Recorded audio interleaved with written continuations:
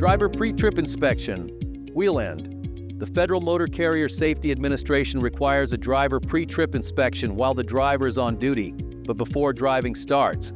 The wheel end portion of this inspection should include the following: brake drum and brake rotor. Inspect the brake drum or brake rotor for signs of damage, such as cracks, missing pieces, or excessive heat. Wheel seal. Inspect each wheel seal for signs of leakage. Any wheel seal with obvious wet leaks should be repaired before beginning service.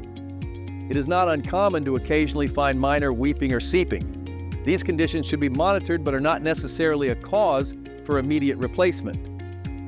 Wheels. Inspect each wheel for cracks, bends, or other visible damage. Tires. Inspect the tire tread to ensure it meets minimum acceptable depth. Check for cuts, bubbles, or gouges. Ensure there are no foreign objects such as debris or large stones between dual tires.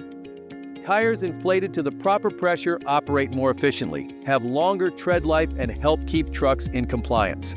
Under federal regulations and roadside inspection criteria, a vehicle can be placed out of service if a tire is found to be inflated below 50% of its maximum sidewall pressure. Wheel bolts. Ensure there are no loose, broken, or missing wheel bolts or nuts. Dark or rusty streaks radiating from a wheel bolt may indicate a loose fastener. Hubcap or drive axle fasteners.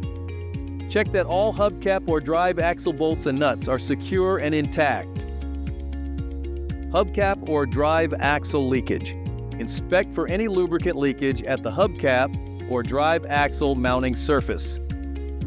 Wheel end lubrication. For oil lubricated steer and trailer hubs, verify lubricant levels are within the fill marks on the hubcap.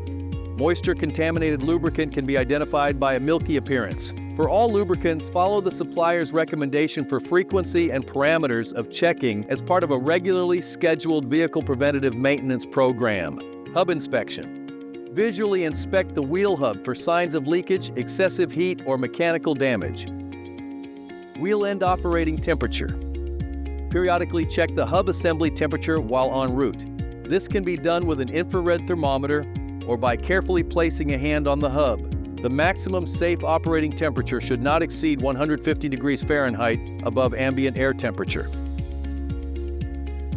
If any of these conditions are found, repairs should be made before the vehicle is placed into service.